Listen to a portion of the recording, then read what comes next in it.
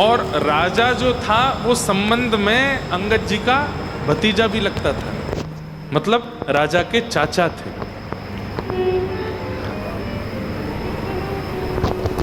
वैसे बड़े अच्छे थे, नियम से रहना, महामंत्री के, राजा के जो जो कर्म होते हैं उन सब का बड़ा ध्यान रखते थे, लेकिन धार्मिक नहीं थे, कथा आदि नहीं सुनते थे। लेकिन भगवत कृपा से इनका जिनसे विवाह हुआ, अंगद जी की जो पत्नी थी वो बड़ी धार्मिक थी, नित्य कथा सुनती थी। कथा सुनने में इतनी रुचि थी कि बस पता चल जाए कि पास के गांव में भी कथा हो रही है तो दौड़ करके जाती थी। और उसने इसी शर्त पर ब्याह किया था अंगद जी से कि आप मुझे कथा सुनने से, भगवत सेवा करने से, नाम जप करने से, अनुष्ठान करने से, ठाकुर जी के घर में सेवा करने से रोकोगे नहीं। तो अंगद जी ने भी ये उसको वचन दिया और उससे भी वचन लिया कि तुम चाहे कथा सुनो, सेवा करो, सत्संग करो, अनुष्ठान करो, मुझसे कभी कहना नहीं कि तुम भी कथा में चलो, तुम भी सेवा करो, तुम भी नाम जप करो, मुझसे होगा नहीं। तो दोनों की आपस में ये कमिटमेंट हुआ था कि वो उनको नहीं छेड़ेंगे, ये इनको नहीं छेड़ेंगी, वो कथा में रहेंगे, ये बिल्कुल कथा में जाएंगे नहीं। अंगद जी कथा वार्ताओं से लाखों कोसों दूर रहते थे। लेकिन एक दिन, लेकिन प्रेम बहुत करते थे अपनी पत्नी से, बहुत प्रेम करते थे। पत्नी ने दीक्षा ले ली थी एक महाराज जी से, एकादशी का दिन था, तो महाराज जी का नियम था कि सब शिष्यों के यहाँ एकादशी के दिन सत्संग करने जाते थे।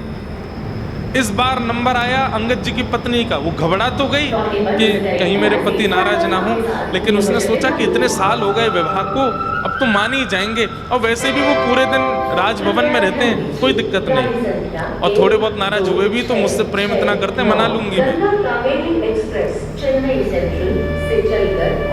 महाराज जी अपने गुरुदेव को पूरी संगति के साथ में बुला लिया।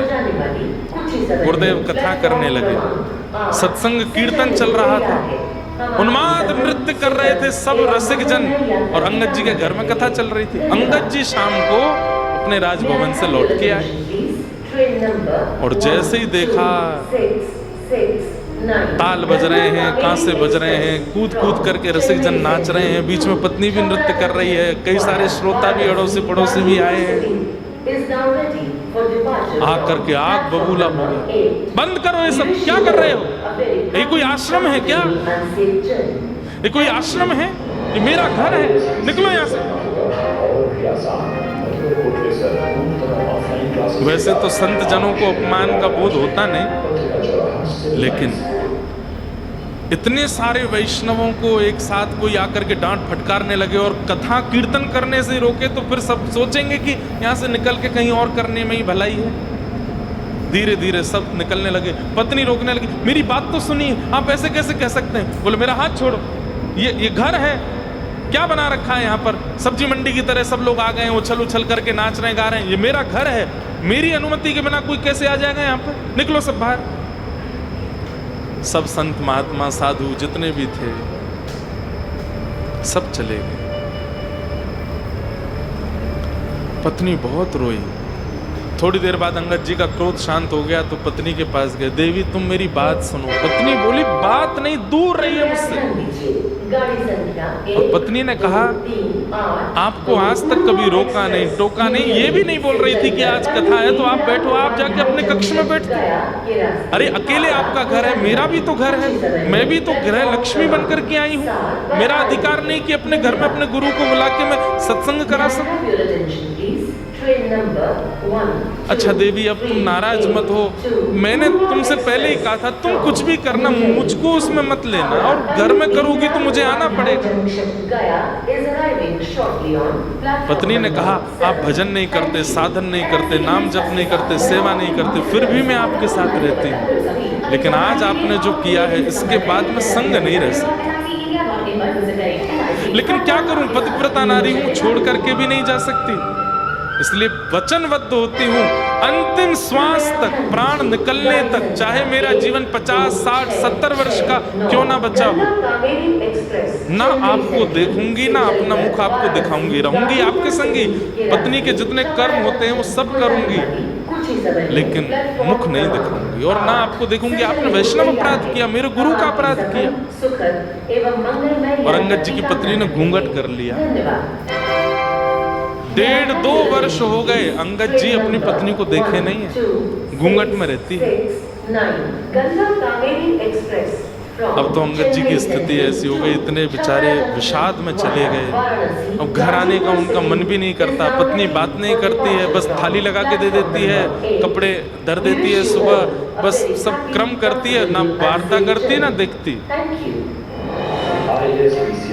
अंगद जी दुखी हारे बेचारे एक दिन अपने राजभवन से आ रहे थे, उन्हीं महाराज जी की कथा चल रही थी बीच रास्ते में। तो अंगद जी ने मन में सोचा इस कथा ने मेरा पूरा घर उजाड़ दिया, लेकिन मेरी पत्नी मुझे त्यागने पर आतुर हो गई, कथा नहीं त्यागी उसने। ऐसा क्या है इस कथा में जो इतनी प्रिय लगती है? अपने घोड़े को कहीं बाहर बांध करके और अंगद जी भीतर जा करके कथा में पीछे बैठे, और कथा का प्रसंग तो होते ही अद्भुत है। प्रसंग सुनते सुनते अंगद जी का इतना मन लगा, इतना मन लगा, थोड़ी देर में सब उठ करके खड़े हो गए। तो अंगद जी ने पूछा आप लोग सब खड़े क्यों हो गए? बोले कथा विश्राम हो गई, आरती होगी। बोले कथा विश्राम हो गई? बोले हाँ, इतनी जल्दी क्यों? बोले अरे भैया तुम आके बैठे तब से अब तक 4.5 घंटे हो गए। अंगद जी बोले मुझे तो पता ही नहीं चला, 4.5 घंटे, कितना अच्छा लग रहा था, कितने बढ़िया प्रसंग, अब कब होगी ये कथा? बोले अब यहाँ की तो सप्ताह पूरी हो गई, कल से महाराज जी के पास के गांव में कथा है। अंगद जी ने सब पता ले लिया, बोले कल मैं आऊंगा। वापस घर गए, पत्नी से तो बात होती नहीं थी। अगले दिन फिर वो दूसरे गांव में पहुंचे, वहां जाकर के कथा। अब पीछे से धीमे धीमे गति उनकी आगे आने लगी, मध्य में आके बैठने लगे, इधर बैठने लगे। अब तो ये कि कथा से 4 घंटा पहले आ जाते हैं, सबसे आगे आके बैठते हैं अंगद जी, वो कथा सुनते हैं। अब तो स्थिति ये कि नेत्र बंद हो जाते हैं, अविरल अश्रुधार गिरती है नेत्रों से, और हाँ नाथ कह करके रोते हैं कथा में अंगद जी। 1.5-2 वर्ष हो गए, पत्नी को नहीं पता है कि ये कथा में जाती। एक दिन उन्हीं के ही शहर में कथा थी। अंगद जी राजभवन से आए, पत्नी घर से आई, दोनों बैठे हैं कथा में अलग अलग। और ऐसे ही एक कीर्तन प्रारंभ हुआ। अंगद जी उठ करके भाव आवेश में जब नृत्य करने लगे, धीरे धीरे सबकी नजर पड़ी कोई भाव में नृत्य कर रहा है। आगे बैठी उनकी पत्नी ध्यान से कथा सुन रही थी, पीछे मुड़ के देखा तो अंगद जी, और नेत्रों से अविरल अश्रुधार, और इतने भावावेश में नृत्य कर रहे। पहले तो विश्वास नहीं हुआ। मेरे पतिदेव ये अंगद जी महाराज। थोड़ी आंख मीड़ करके और पास जाके बोली ये अंगद जी हैं। आज इतनी प्रसन्न हो गई, इतनी प्रसन्न हो गई। अच्छा, स्थिति देख करके पता चल रहा था कि एक बार में नहीं हो सकती। हो सकता है, मैं तो वर्षों से बात नहीं की, 1.5 साल से कथा सुनते होंगे। आज घर गई, घर जाकर के चौक पुराया, बाहर दीप जलाए हैं, बढ़िया सुंदर। अंगद जी महाराज थोड़ी बहुत देर में जब घर लौट के आए, द्वार पर खड़ी है पत्नी। अंगद जी ने आकर के स्वयं नीचे नजर कर ली और कहा देवी मैं आ गया हूँ, तुम घूंघट कर लो।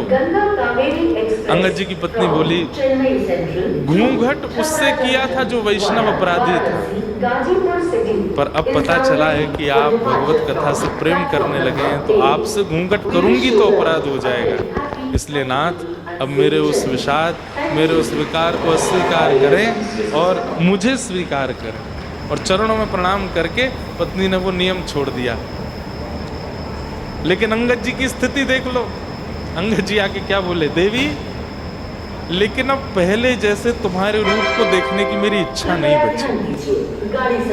अब कथा सुनकर के नेत्र श्याम सुंदर को देखना चाहते। अब तो केवल एक ही इच्छा है कि वो माधव देखे। पत्नी और प्रसन्न हो गई, बोले कि मैं ये सुन करके मेरा नृत्य करने का मन होता है, आप कैसे बदल गए?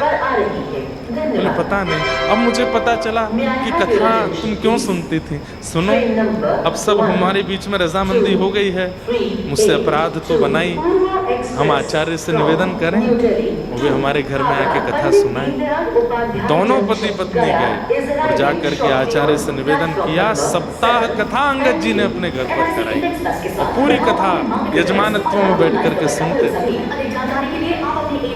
यही प्रसंग पूरा नहीं हुआ, अंगद जी की चरित्र बहुत सुंदर है। फिर अंगद जी मंत्री थे, अपने राजा के बिहाफ पे युद्ध करने जाते थे। कई बार राजा नहीं जाते थे, मंत्री ही मुखिया बनकर के युद्ध में जाते। तो एक पास के किसी शहर में युद्ध हुआ, वहाँ युद्ध में वहाँ के राजा को परास्त करके, और युद्ध में ऐसा होता था कि राजा को परास्त करके उसका सारा धन साम्राज्य लेकर के अपने यहाँ आते हैं। तो अंगद जी महाराज जब उसका सारा धन लेकर के आने लगे, उसी धन में एक बहुत सुंदर मणि थी। उस मणि को देख करके पता नहीं क्यों अंगद जी के मन में आया कि मैंने आज तक किसी मंदिर में जाके दर्शन नहीं किए, और मेरा और पत्नी का आपस में भाव हुआ है कि हम कुछ दिन बाद पहली बार जगन्नाथ जी का दर्शन करने जाएंगे, तो ये मणि मैं रख लेता हूँ। वैसे भी राजा कुछ ना कुछ उपहार देंगे मुझे, तो मैं ये मणि रख लेता हूँ, ये मणि मैं जगन्नाथ जी को अर्पित करूँ। उस मणि को उन्होंने अपने बाग में रखा। राजा को पता चला, राजा को किसी ने जाकर के खबर दी कि अंगद जी ने एक मणि को अपने बाग में रख लिया। यहाँ अंगद जी की स्थिति बनी जगन्नाथपुरी जाने की, तो राजा ने बीच रास्ते में सैनिकों को भेज करके उनको बंदी बनवाया। बोले आपकी पाग खोल के दिखाइए। अंगद जी पत्नी की ओर देखे, बोले मैंने चोरी नहीं की है, मैं आकर के राजा को सब बताने वाला था। वो जीती हुई सामग्री में से सब सेना को उपहार देते हैं, तो मैं उपहार में ये मणि मांगने ही वाला था, लेकिन मुझे था कि मुझे जगन्नाथपुरी जाना है, पहले मैं मणि ले जाता हूँ, सब क्रिया करके आके राजा को बता देंगे। बोले ये सब तुम्हारी बनावटी बातें हैं, हमें पता है तुमने मणि की चोरी की है, मणि दिखाओ। अंगद जी ने मणि निकाली, बोले मणि हमें दे दो। बोले अब इस मणि पर जगन्नाथ जी का नाम अंकित हो गया, ये उन्हीं के लिए, मैं आपको नहीं दे सकता। सैनिकों ने कहा तुम्हारा सर धड़ से अलग कर देंगे, मणि दो। बोले सर धड़ से अलग कर देना, एक बार जगन्नाथ जी को दिखाऊं, उसके बाद जो चाहे करना, पर ये मणि तो जगन्नाथ जी के पास ही जाएगी। सैनिकों ने जब बहुत हट किया तो पास में एक सरोवर था, उस सरोवर में मणि को फेंक दिया, और अंगद जी महाराज भुजा उठा के बोले मैंने कथा में सुना है नाथ कि आपकी भुजाएं बहुत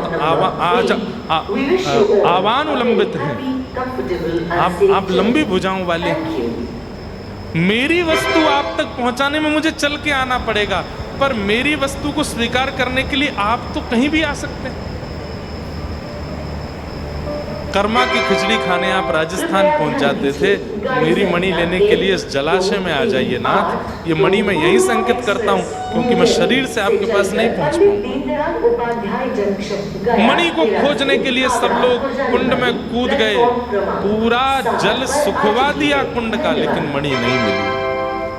राजा ने पूछा अंगद जी मणि कहाँ है? बोले कि जिनकी थी उनके पास चली गई। बोले इनकी हथकड़ी लगाओ, बेड़ियां लगाओ, इनको लेके चलो जगन्नाथपुरी, और महाप्रभु जी के पास यदि वो मणि नहीं मिली तो इनका सर धड़ से अलग करेंगे। पहली बार जगन्नाथ दर्शन करने के लिए अंगद जी गए, हाथों में हथकड़ियां, पैरों में बेड़ियां, और सैनिक नंगी तलवार लेकर के चल रहे हैं।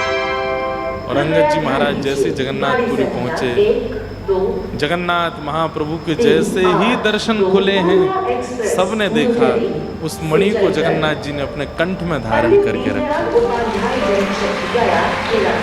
अंगद जी के नेत्र सजल हुए।